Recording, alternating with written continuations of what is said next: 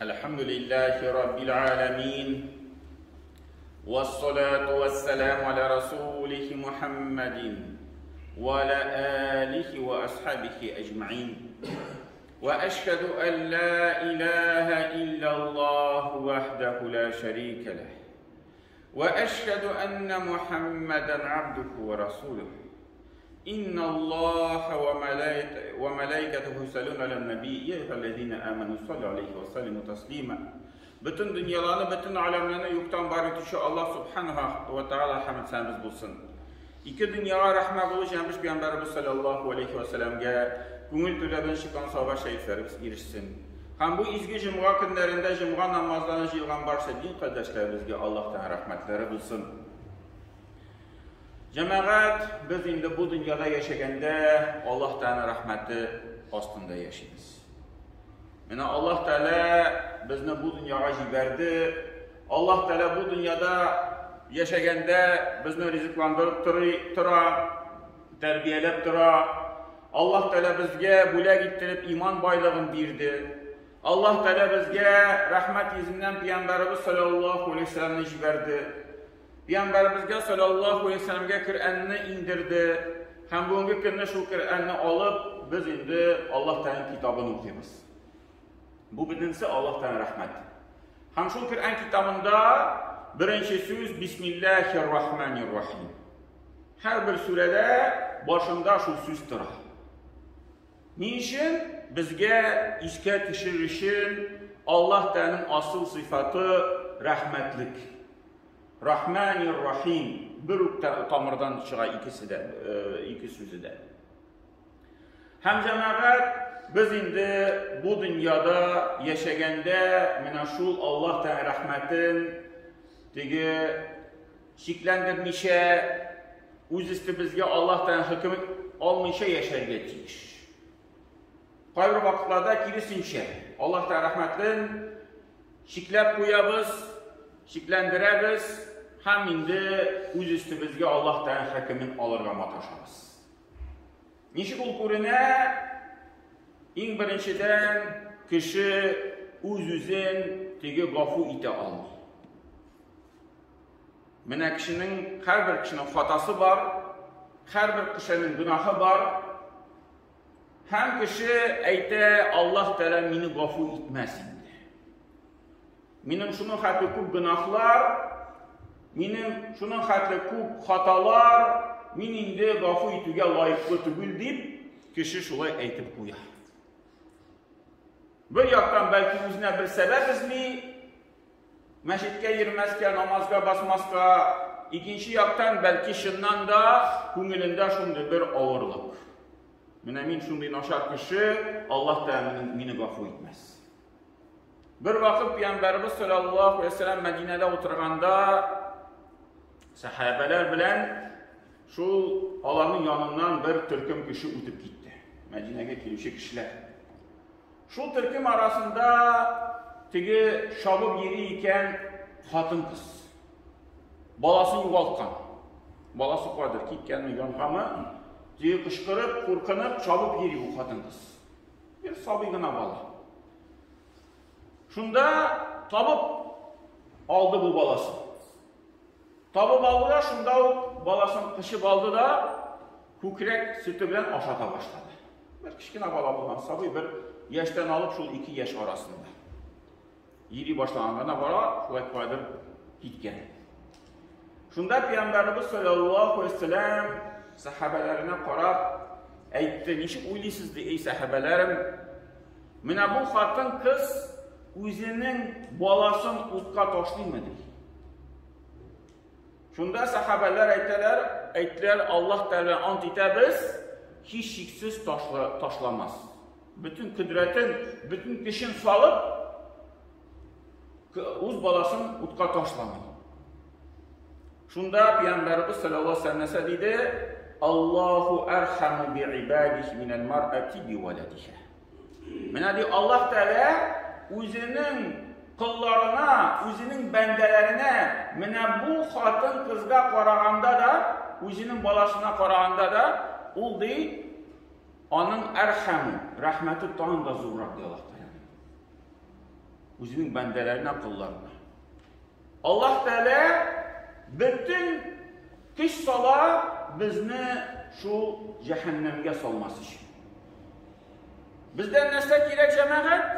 Bizdan kerak bularga Alloh taoloning bandalari. Alloh taoloning qullari. Alloh taoloni tanib, mumkin bo'lgan qadar bizdan endi shu g'ibodatlar qiluv, Alloh taoloning amallarini o'tav ham Alloh taolo qo'ygan narsadan tuyuluv. Tam da qo'rqinchliroq jamoat qachon kishi butun kishining gunohlarini g'afur eta olmaydi. Bir xil o'zini o'zi g'afur eta olmaydi. Ikkinchi ko'rinish butun kishining gunohini g'afur eta olmaydi, o'zine qarata. Kimdir? Masalan bir og'irlik yasadi bu kishiga qarata. Ham bu kishi g'afur eta olmaydi bu kishiga. Hali mana bugina Siladilar ertan shunday bir hal bir xotin qiz aytar ekan, endi 80 dan ortgan bu xotin qiz, men o'z opam bilan endi umr bo'yi shirashmaymiz deydi. Bu kishiga, bu xotin qizga 80 necha yosh? Unda 85-86 deb aytdilarmi? Endi onun opasi tanda o'laroq.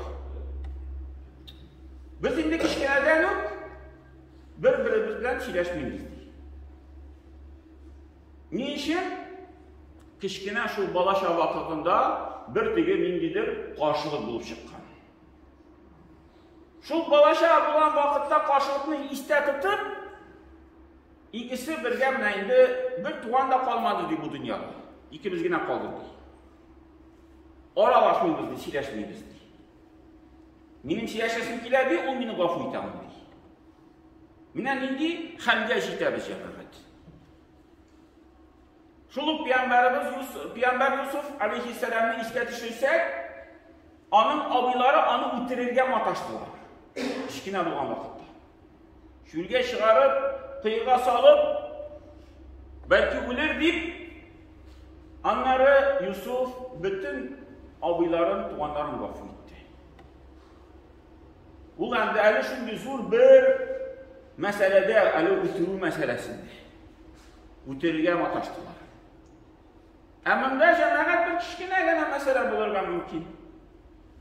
Kichkina bo'lgan vaqtda kimgadir bir qiybatlar velosiped olib berganlar.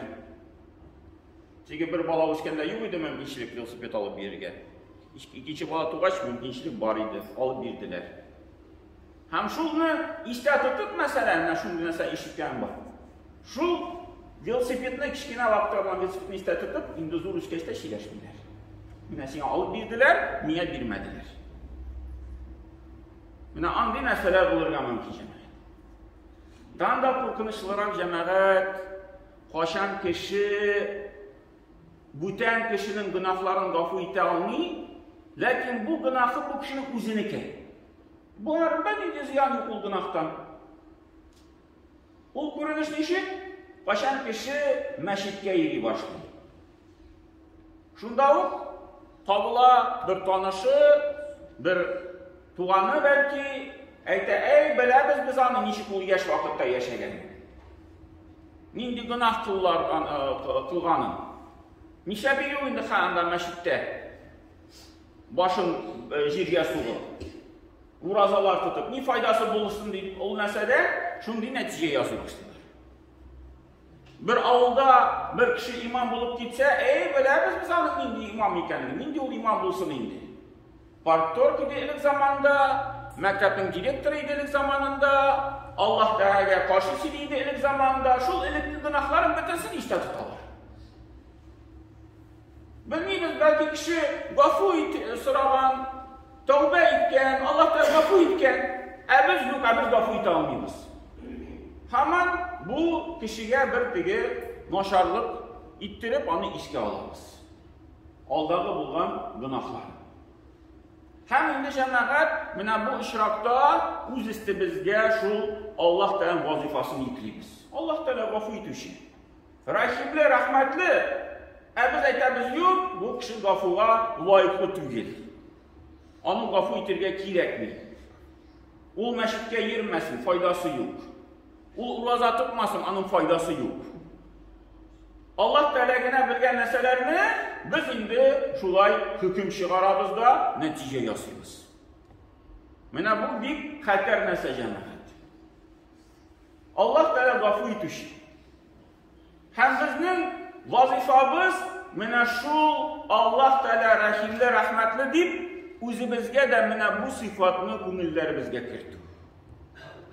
Kishilarni gafur etirga kerak jamoat. Bir zaman u hadisni ko'p ishlagan bor, tam bir topib ishga tushirgan Payg'ambarimiz sallallohu alayhi vasallam masjidda sahobalar bilan o'tirganda aytdi, hozir jannat kishisi kirashak demashdi. Burasiz keladimi jannat kishisi? Har kiradi deb aytdi. Shunda qarasalar bir kishi keldi. Soqoldan suv tomchilar, suv tomchilari tahorat oldig'ina shu masjidga kirdi-da, 2 rakat bir nafil namoz o'qiganda chiqib ketdi. Ikkinchi kun tag'in o'tirganda Payg'ambarimiz sollallohu alayhi vasallam aytdi, tilisizmi jannat kishisi ko'rgan? Aytdi, biz har kiradi, qaramiz. Qarasa tam shu kishi kirdi. Anlari tam bir necha kundan so'ng Payg'ambarimiz sollallohu alayhi vasallam shu halni, shulay so'zni aytgach, ishi topqirda qarasa shu kishi kirdi. Oralarında oturgan Ali, xatolanmasam, sahoba Payg'ambarimizning shu abisinin malayı Ali nasa deydi, to'xtali, men bu kishi orqadan qariyman. Menga ishlaymikan jannatga kirishlik ish. Men dedi, ona ishlayimda men jannatga kiraman. Lekin tekshirishga kerak, qarorga kerak. Endi bu kishi masjiddan chiqib ketdi-da, Ali radhiyallohu anhu ortidan iyerdi. Kishi bozorga, bu da bozorga. Kishi qodir ishga, bu da ishga. Kishi qodir butun anda kishilarga kirsa, bu da anda shunda yon tilada yeri. Qariymish kishi bu. Anlari tun keldi, bu alami ishlamadi. Butun kishi ishlamagan ishlar. Shu kishilar qadi bozorga bordi, ishga bordi, shurashdi kim bilandir. Ha bu ayta balki bu tunna bilan nasadir ishli. Ham endi shulay yonga kelib, "Sen meni o'z yonda bir tun kundurmaysan ekan" deb, mana shulay qo'narga mumkinchiligim yo'q deb shunday ma'noda endi ham endi bu kishi aytdi, albatta kir, buni aytam seni. Ham endi Ali radhiyallohu anhu kirdi. Yanına endi o'tirib boshladilar. Hozir bu endi o'ylaydi, balki tuni bu namoz o'qiydi. Ham shunda yiqlar-yiqmas holda yotib turadi, qarab turadi. Yotlab yiqlarga, ha bu Ali yiqlamay. Bir ko'zdan qarab turadi, bu kishi ishlaymi ekan. U yanami, yo'qmi, turami, yo'qmi? Namaz o'qiymi, yo'qmi? Namoz o'qisa, nima namoz o'qiy? Qur'on o'qiymi, yo'qmi? Ko'pmi Qur'on o'qiy o'qisa? Yo'q, turmadi bu kishi. Ertangi namoz oldidan turib, shulay uyanib, tahoratni olib, endi ertangi namozni o'qidilar. Anar endi ertangi namozdan so'ng shulay vaqt kelgach, Ali endi ayta, "Sen meni g'afur etdi, men de shunday kishi, men de mana shunday so'zlar eshitdim de, shulay sening uyingga kirdim deb birilishim, lekin deb bir men de ish ishlamaysan de. Sen menga siringni osh dedi, siringni osh, men de sen ish ishlaysan, jannatga kirishlik ish." Shunda bu kishi o'tirib ketdim, men bir ishlarim deyarli ishlarim yo'q de mening. Men g'ayri turmush bilan yashin namozlar o'qiyim, dege shulay ishlayim de, bir men de И уже g'ayib bo'lib ketganlarni bu kishi aytib to'xtaladi. Balki bir g'adatim bor deydi. Kish bilan shulay yiqo oldindan kuni bo'yi mening bo'ldi hallar ishroqlar, kim menga bir og'irlik keltirdi, kim menga shunday bir oshuvlik keltirdi, shularni ishga bitisini tushiranda bitisini g'afur etaman. G'afur etaman, Alloh taolo qoshimda lan javobli bo'lmasin. Hamdi shunda Ali aytdi, mana shu ul ish olaysan. O'zi bek yengildi ul ish. Lekin bek az kishi uni ishlay oladi. Mana shu jamoat Alloh taolo sifatlarini esda tutib, Bismillahirrohmanirrohim deb so'zlarini aytib, mana bu rahimlik sifati ko'nglimizga da o'rnashirga tegish. İranlarga kerak jamoat kishilarni g'afur etirga. O'z ko'nglimizga ona olmasdi. Ona endi bizga Alloh taolo Payg'ambarimiz sollallohu alayhi vasallam Allah qo'shandan aytib qo'ydi. Ama bugünkü gündə hazır psixologlar ko'payib boradi. İnternetdə bütün işte psixologlar bir şu sözünü silirlər.